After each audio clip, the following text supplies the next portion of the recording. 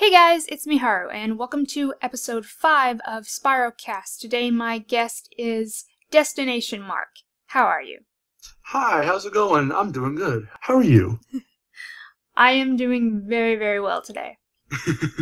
And I'm ready to record a new fun episode of SpyroCast. So, I will start off Yes. with my standard question. What is your history with Spyro? Oh boy, my history with Spyro, it's very nostalgic for me, like thinking back on it, like reminiscing on it, because it's kind of funny when I hear like my other friends, online friends or otherwise say, tell me their stories about Spyro. It's mainly like, oh, I was 4 or 5 and I saw it like, at the rental store or something. Like with me, it's very weird in that my first like gaming memories were I was just playing Crash and Spyro and loving them. So as far back as I can remember, I've been playing Spyro, and I started off like I literally grew up with the series, starting with the first game. So that was my introduction to it, and then just finding out about 2, playing that one, finding out about 3, playing that one, and then so on and so forth. Even after Insomniac let go of Spyro, so I just stuck with it like pretty much throughout my whole life. It's crazy how much Spyro and Crash influence the kind of content I make on my channel and the kind of stuff that I draw, and all that stuff. So yeah, that's about it. Well, if you want to go a little bit more in depth, if I can, I remember that my mom had the PS1.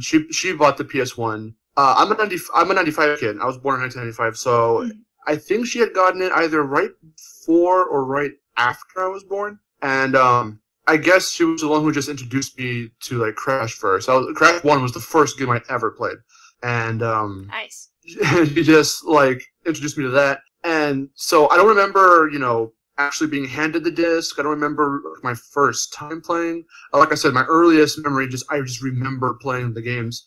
But with Spyro, it's a bit different because I kind of do remember how I got into it. Do you remember those like PlayStation Underground like jam pack discs? Yes. The demo ones? Yeah, those were awesome. And in fact, I think the one that has the Spyro demo might still work. But I don't know. I've had that for like ever, and I found Spyro on that, and it was just so cool playing it, and hearing the music too, like because in that demo it's an earlier build, so like I think Town Square was like walled off, and like what else? Music was different, like the title screen music was playing in Artisans, the credits theme was playing in Stonehill, so I remember that very vividly. And the funnier part is I remember actually getting the game, the actual final game itself, and hearing the different music, and I remember being like, that's different, that's weird. Yeah.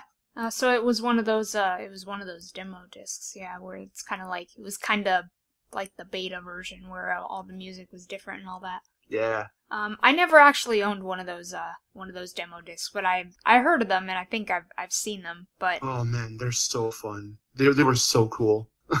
but yeah, when I got the PS1 when I was like 8 years old. So I thought it's kind of hard to remember because I thought I was like 7, but then I looked through some old pictures and I was like, wait a minute, that was my 8th birthday. So like it's really hard to remember that far back. So it's I'm pretty sure that I got the entire Spyro trilogy when I was 8 years old. All of them. I'm pretty sure that's what happened. Nice. So yeah, now I know that. It was I was like, oh, I think I got it 1 year, and then the next year, and then the next year. But no, it was all 1 year, I guess. Just got to play them back to back to back. Yeah, so that was interesting to find out. Okay, so what would you say your favorite Spyro game is? Well, I love them all, but I find myself coming to the first one. Again, that one was my first one for Spyro, my introduction to Spyro. So I have so many nostalgic connections to that one, and I love just the straightforward platforming, because it had reminded me at the time of Crash. So I loved it for that, the challenges. 2 and 3, I still love it as well, but if I'm bored and I casually want to just play a Spyro game from Insomniac, I'll boot the first one. I love it a lot, so I would say that one would be my favorite. Yeah, it's kind of what I do too. Like if I want to relax, I'll play the first one because I mean, I I love the second and third ones. They're more than the first one for their variety, but they have such frustrating moments that it's like, it's not very relaxing for me. The third one's your favorite, I remember correctly, right? Yes. Nice. Year of the Dragon is, not only my favorite Spyro game, but it is my favorite game of all time. Awesome. And to this day, I'm not quite sure why I feel that way, because there are just some parts in that game where I just want to throw my controller. I'm like, this game makes me so angry. Why do I love it so much? But then you could say that for, you could also say that for the third Ratchet and Clank game. I love that game to bits, but that one also has moments where I'm just like, stop. Why the difficulty? Why would you do this? Yeah, I'm still getting into Ratchet. I beat the first one. Funny enough, I beat the first one like a week before the PS4 reboot came out. Oh. So I like immediately went into that one after beating the original first one. Recently, I had just bought the second one. I haven't even touched it yet, so I'm gonna slowly get into Ratchet more and more. That's cool. Yeah. It's a really good series. The third one is my favorite. The second one is really good, but I'd have to say that Going Commando is probably one of the hardest games I've ever played in my life. Oh boy. For me, at least, just because I'm not very good at video games, but I mean, it's the enemies in that game. Like, there are these enemies called the Protopets. I swear, like, worst enemy that I've ever encountered in a game. They're just the most annoying, obnoxious things. Flashbacks of the war. Is it the general consensus for those guys, or is it just your consensus? Well, that's what I think about them, but I'm... a lot of people might feel the same way. Leave a comment if you do. Let me know. No spoilers.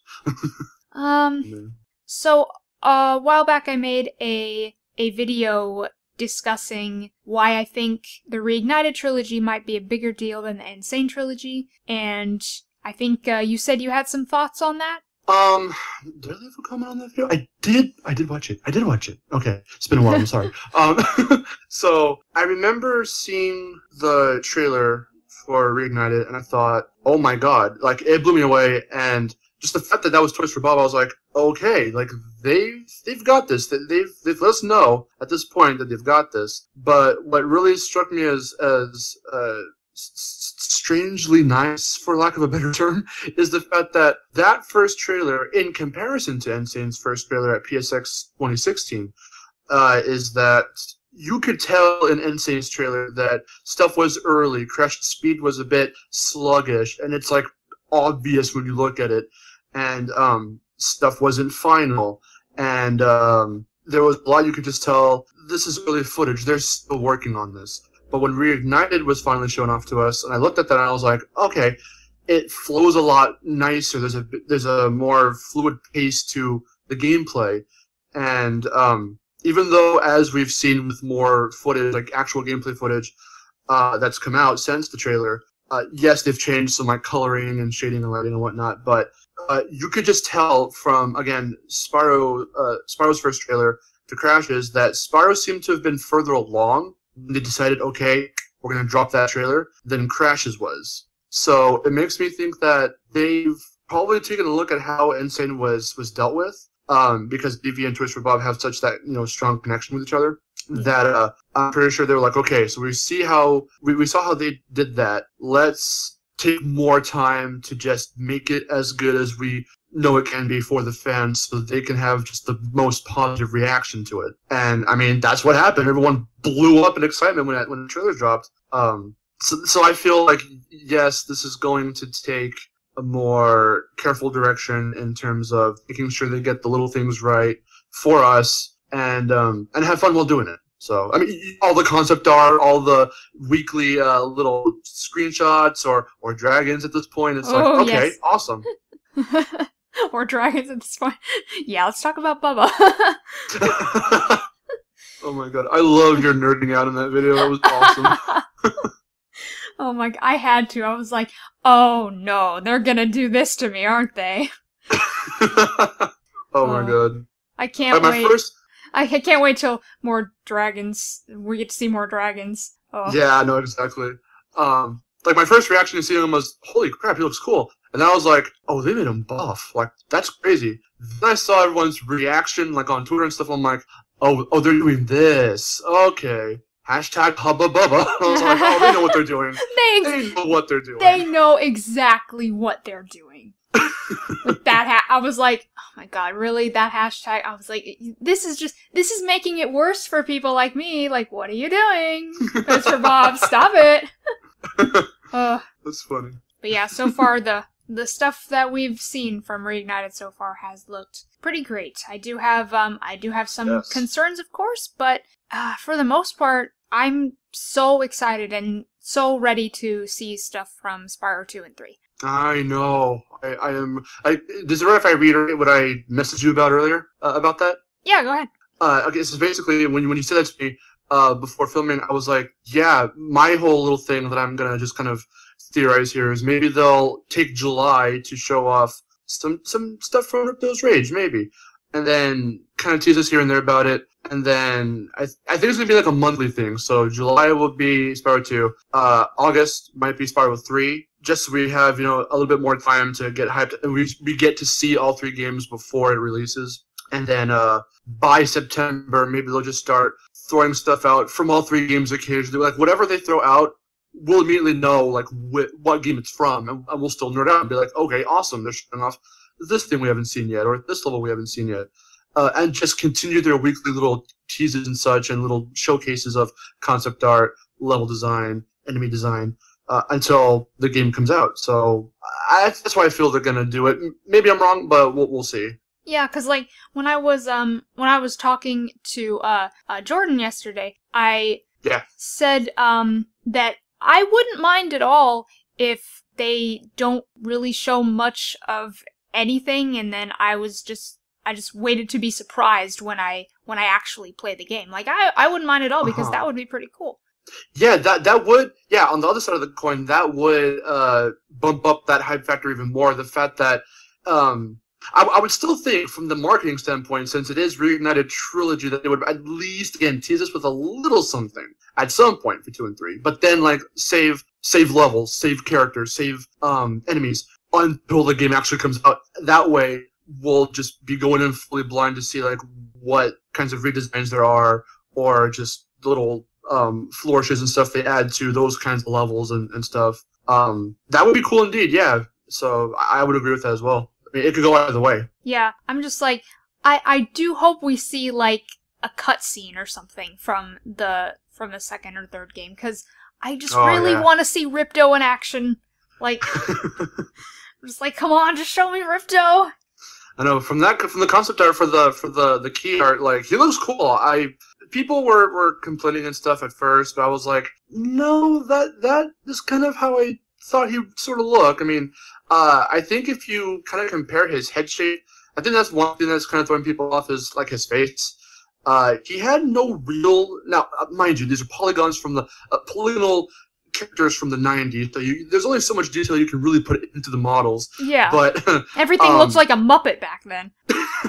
Love that Muppet analogy, that Muppet comparison. But like, if you look at Ripto specifically, like, he had no like real discernible nose, and so here it's very prominent and a wide, like, almost snout kind of, and give him like super reptilian eyes. So like it's clear what kind of creature he is, and it's really cool. So but yeah, to see his actual model and see his animations and just see him in action, getting all raged up, I don't know, for like no reason. Waving his arms around. Yeah, exactly. Oh, jeez. I want to hear that line as well. Oh, I do too. I'm so glad that Greg Berger is coming back. Yes. Oh my god. Can't wait to hear Hunter freaking hold X to glide. Glide? If he keeps that delivery, I'm gonna lose it. It's like, oh, you still got it, man. Because I'm gonna admit, I do like Jess Harnell's take of Hunter in A Hero's Tale, with just that cool laid back, hey, what's up, Spyro? And like, that was cool. But Greg Berger's infamous drolled out syllables with his words, oh my god, it's something magical, for sure. Yeah, and I just couldn't imagine anybody else saying trouble with the trolley, eh? Oh my god, don't even get me started. Oh, trolley trouble. It's gonna be amazing. All skilled up. Trolley trouble, all skilled up. Bumping into things, falling off that trolley in HD. Uh. All I ever wanted. Escorting Oh, the alchemist in HD. Oh, yeah, all no. I ever wanted from that game. Oh no. No. No. That's. You're just having like nightmares about it. You're just like, no, not that mission again. No. You have your war flashbacks. I have mine. Yeah. What was the most annoying thing in any of the Spyro games for me? Is that a question you have? I'll save that in case it's a question. Yeah, sure. What was the most annoying challenge for you? Oh God. I guess I'll try and remember something from across all three games. Like everyone, it's not new. Everyone's gonna go to treetops for Spyro 1, and yeah, I know it's your favorite level. So I don't have any problems with treetops now, and that's one of the main. Okay, if it's not treetops, it's for sure that dang cave in Misty Bog with all those fucking frogs. Oh my god, no, you are so right. I swear that is like the hardest room in the game. I'm just like, please don't. Like I hate Misty Bog. It is my least favorite level. Their tongues, their range. Okay, them and the turtles with their ranged fireball, like the worst enemies just for attacks alone. Oh boy. Okay, so like that little cave just in that area is very traumatizing for a lot of us. So that for me, yeah, that would be for Spyro 1. Spyro 2, the trolley did give me some trouble when I was a kid. I remember it was a couple of years back. I don't remember how old I was. It was a few years ago. I finally 100% completed skill points and everything, Spyro 2. And I don't actually remember having that much trouble with it. So, yeah. I don't know. I mean, again, that was a couple of years ago. If I replay it like today, I'm sure I'll rage all over again. But besides that, I don't really know what else bothered me to that extent in Spyro 2. Oh, I know what. The freaking popcorn. Oh, there we go. Minigame. Anything with Hunter in Spyro 2 is just the worst. I know. I'm just like, Hunter. What? Whose side are you on? Stop this. Whose side are you on? Don't you want me to succeed? I'm your friend. I just met you. Thinks he knows everything about dragons, even though he just met me.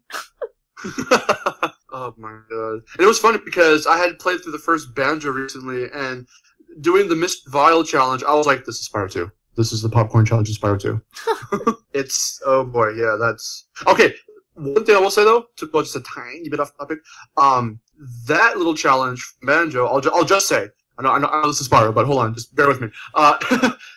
The where they got it right, and I feel that Spyro 2 could have had some work, is that because it's just wide open 3D and they wanted to really, like, you know, keep that in mind. Banjo did it to where, and mind you, this was a year before Spyro 2. Banjo 1 did it to where you can see the whole arena in the camera shot. So wherever you go, it's simple to just do what you got to do and do it fast enough. That's where the challenge comes from. With Spyro, you have to turn the camera everywhere, and you have to go and try and steal from Hunter, and it's like, oh god. I know. So wait, which challenge was this from Banjo-Kazooie? In Bubblegum Swamp, Mr. Vial. Oh, right. Challenge. I think I know that. I never got that far in the game myself, cause like I've talked about this. I played Banjo Tooie first, and so when I went back and played Kazooie, I was very underwhelmed by like the fact that you like didn't have all the you know different moves and stuff like in Tooie, and so I was just like, oh, and like it was just kind of not really my thing. So I did end up selling that because I just couldn't really get into it. But I love Banjo Tooie so much. I think for me it's the opposite. I played through Banjo 1, and I was completely new to Banjo. I knew of them. I knew of certain little areas from the first game. This is Spyro, but okay, I'll end this real quick. So, who cares? We talk about other video games on here too. Just go. Whatever. Okay. I just don't want to go too far off on that before it becomes BanjoCast. 20th anniversary happened a couple yesterday at the time of this recording. So yay. Anyway. Yeah. I played through all of Banjo, 100% in it, loved it. Again, straightforward platforming, not a whole lot of, whatever. It reminded me of, like, Spyro 2 and 3, sort of, but just in its own little, way of doing it. And then I'm like, it's almost sort of halfway into 2E right now, and I'm not going to go off too much on it. I just wanted to mention this, so I'm not going to talk full on about it. But because I have a video coming up, like I'm going to do a review. I did a review on Banjo after I beat it, so I'm going to do one after I beat Tui. Okay. But my thoughts are already formulating, and I'm not going to say too much on those, so I don't spoil too much of my thoughts. It's just that I'm kind of finding that one a little underwhelming, so I'm sorry, but I don't know. It's strange. There are specific reasons why. So I don't know. Some things still impress me about it. Like the visuals are amazing. Like compared to the first one, they're outstanding. And I have to think back because I'm doing this on Rare Replay, so I have to think back like the N64. I'm like, I know it's not going to be as polished, but if it was this good visually on N64, I was like, oh my god. Because of all the Nintendo stuff that I play and whatnot, 64 is not really up there. So anyone who follows me on DestinationMarc will know that. But I don't know. I was really impressed. I know everyone was like praising Banjo for it just being both of them. And I was like, okay, cool. So I played it, and then I played the first one. I was like, okay. And now I'm on the second one, and I'm like, I think I'll say that some of the changes they made in terms of collecting stuff, the directions of, like, you know, the conveyance of where you can go, where you've been, trying to find the next thing to do. To me, I felt it kind of got lost itself a little bit there in terms of just traversing. Like, I remember since it shows the display time for how long you've been playing any given world. Like, in like the first world alone, I was like an hour and a half or 2 hours in, and I hadn't even. I got like 2 jiggies. So yeah, I don't know. Yeah, well, I mean, I did strange. have the guidebook, so that is one thing. But I mean, just like there are just like major reasons why I love it, because that's the game that really made me like enjoy backtracking. I know a lot of people don't like that, but like ever since I played that, I'm just like, you know what, backtracking's not so bad because I did all the time in this game, and I love how the fact that all the worlds are interconnected. Oh yeah, I like that a lot too. Yeah. And of course, huge reason, I got to play as Kazooie by herself, and I got to glide around. Hello, like. That was cool. I wasn't expecting that. I was like, oh, nice. You can actually separate them and just run around as one or the other. But yeah, that's why I love Banjo-Tooie. Anyway, going back to Spyro now. Yeah, Crystal Popcorn sucked. Yeah. Oh, God. Okay, so let's see. 1, 2. What was the worst challenge in 3? Oh, that's right. Worst challenge in 3. The funny thing about 3, while I've played it, I've also beaten 100%. That was a while back. There are still moments I have to like try really hard to recall. Like I can recall pretty much everything in Spyro 1. I played it to death. Spyro 2, yeah. Same thing. It'll take me a while in certain areas to remember where things are or whatever. But I can get through it fast enough. 3, I guess I'm figuring out now that like I think 3 I don't have. While I have a lot of experience, because like I said, I played all 3 numerous times, you know, throughout my life. It's just that with I think 3 in particular, I have to try really hard to recall some of the stuff that if I'm trying to recall things like this. So hardest challenge, if I really had to search deep within the memory banks, I remember as a kid, I don't think I had that much trouble with it nowadays, but I think as a kid, I remember that Sheila's Sandcastle one in the desert. Oh yeah, I never liked that one. That one, like, I would always be so close and the damn thing would blow up. Yeah, because like it's stuff like that just kind of like and that's the reason that I don't like flights or speedways, is because like you have a time limit. Yeah. That kind of gets my anxiety going. Don't really like it. So and so yeah, I never liked that one when I was kidding. It's okay now. I don't have much trouble with it. I would flip-flop between liking and not liking the speedways or flight levels. Like, I would skip them in most of the games while just playing them casually. But ever since I did a playthrough on my Let's Play channel with my friends, so we grabbed like everything in the game for the first game, and again doing 2 and 3 casually without recording them 100% for both games, having to do everything from the speedways.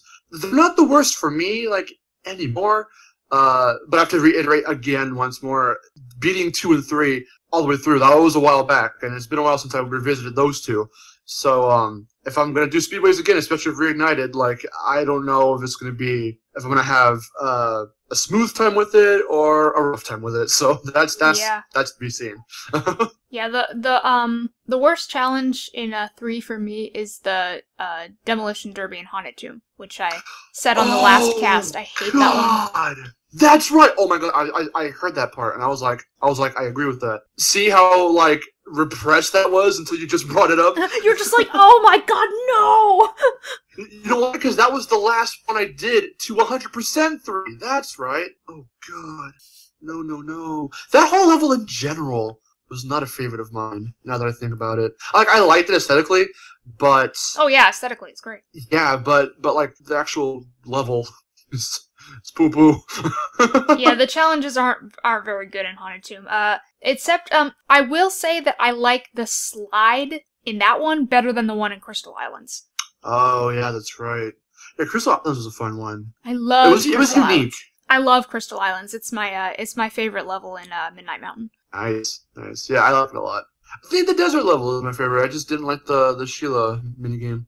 Or good old Agent 9 and his godforsaken shooter FPS minigames. Yeah.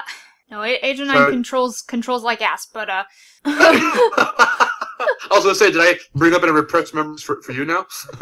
I'm pretty sure I had trouble with those. It's like really hard to remember. It's funny because like a lot of things I don't really remember until I replay it and I'm just like, oh my god, like this is really, really hard, and I'm thinking, did I always have this much trouble with it? Or just like, did I just progressively get worse over the years? Sometimes I get that too. Sometimes I'm like, I used to be good at this. What happened? Yeah, it's like, you ever like look back on a game that you've beaten and then you're just like, wow, how did I beat this? I like 6 or 5 years old. Yeah, I know. And it's like, I didn't know anything about video games back then. How did I beat this? Probably yeah, it's really strange how that works. Yeah, but so many challenges in Spyro 3 that I absolutely hate. Except for all the challenges in Enchanted Towers, which is a big reason why it's my favorite level. It's because it's the only one that doesn't have at least one challenge that I don't like. Yeah, again, it's one of those things where, like, I'm trying to remember the challenges from there. I remember the level. I remember most of the layout, too. The challenges, can you name a couple of them off for me so I can remember? Farley, the skate park. And, oh, that's right. And my absolute favorite, the Sergeant Bird bone collecting.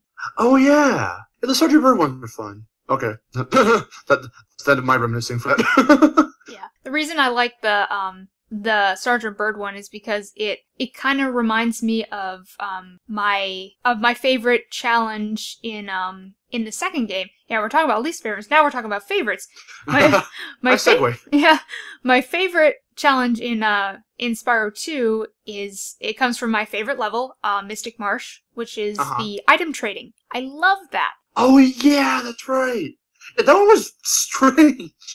Like, you had to like fire an egg into a bird's nest and you dropped like a seed and you had to like put the seed in the pot and you got like it was weird. I don't know if I'm remembering that in the right order, but like you had to go around the level. You had to like get a duck and put him with his mom and their little babies. And yeah.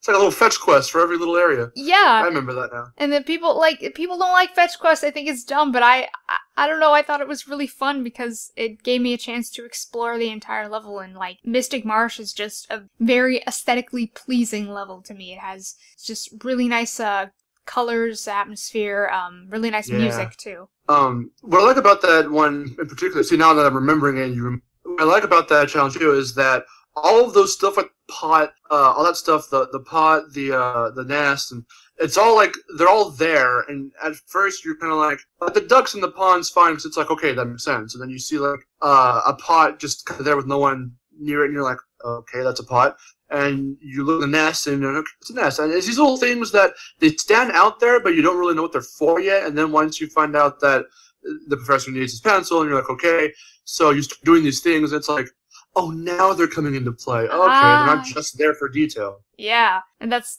really what I like about it. I was like, oh, they're there for a reason. Ooh, the Cowlick mission! Oh boy, I like that one. That one. That was fun. I like the little trumpets when you hit them. They go. That one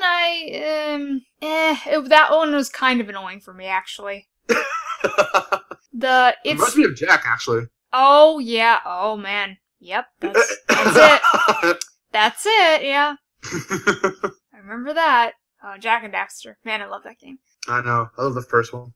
Yeah, the first one. The first one's the only one that I really like. I heard, I heard in one of your previous SpyroCasts that you said the first one was awesome, and you didn't really play much of the second one, but the third one you liked. That was in my Q&A. I was like, yeah, I love the first game, but absolute no on Jack 2. No. Yeah, I didn't get too far in that one either. Like, there's this avoid the cops part, and you had to, like, it became GTA. I mean, the whole thing was based off GTA, but it became GTA where, like, you had to, like, pick up guys and bring them somewhere else. And that mission got really annoying, and I was like, yeah, I think I'm done. I'll end here. And I just haven't now. I didn't so much as rage quit. I just haven't picked it up since then. So it's been a while. But again, 100% of Jack and Daxter 1. Love it. So again, straightforward platforming. The straightforward ones. I don't know what it is. Banjo 1, Jack 1. It reminds me of Crash. It comes back to Crash and Spyro. Just for how basic yet they're easy. Those kinds of games are easy, I feel, to get into, but then difficult to master. So, like, you can do everything you either want to or need to progress somewhere, or do something, or get something at your leisure, to your will, however you want to approach those kinds of things. Because all the game does, all the devs do while having this game here for you is, okay, we're going to set everything up, now do it. And I like that a lot. And to bring it back to Spyro just really quickly also, I like that about throwing you to artisans in the first game. It's like, okay, you just get one cutscene to establish the bad guy is bad, go kick his ass, and then boom, here's just this world, go and play. It's a playground, go play. And I like that. Yeah. So let's see, so I touched on how Misty Bog is my least favorite level from the first game. What are your least favorite levels from across the original trilogy? Least favorite levels. Okay, so in the first game, yeah, so instead of just moments, because that moment is definitely up there for me, but oh my god, that's a tough question. I'll come back to the first game because that's going to require some thinking. The second game, I remember. Now again, certain moments, such as the aforementioned popcorn part, that was, I believe it's called Magma Cone, yeah? Yeah. That level, I liked it okay as a kid, but I was like, I don't know about this one. I just thought of another moment. The frickin' bees from the farm level. Oh god. Oh, yeah, are you talking about the bugs on the scarecrows from Robotica Farms? Yes. I thought they were bees. They're just bugs, like generic bugs. I know there are robot bees in that level, but I'm not sure if those were bees. I'll have to check again. But yeah, well, the bugs. Well, I guess we can just call them bugs for now. But you know what I'm talking about, so yeah. Yeah, exactly. Well, that's because Robotica Farms is my least favorite level from that game. Oh, really? Yeah, and it's like, the bugs part was annoying, but it's mostly due to the stupid supercharge with the pumpkin smashing. Oh, God, I was gonna mention that too. Yeah. Yeah, I hate that one. Oy. Yeah. Just because it's like, okay, look down at the ground. You can't see where you're going because just pumpkin after pumpkin is like blocking your view. So, and there's gems to collect. So good luck. And it's like, oh, okay, we're doing this. All right. Okay. So from Spyro 2, that I think it's kind of an in between those two because those are the ones that stand out the most from like, okay, I don't really like parts of this and whatever. But with 3. That's also a good one because again, it takes longer to remember levels from 3. I remember ones that I did like, but ones that I didn't really care for. I'm trying to remember. I had one in my head and then I lost it immediately. Okay, let's.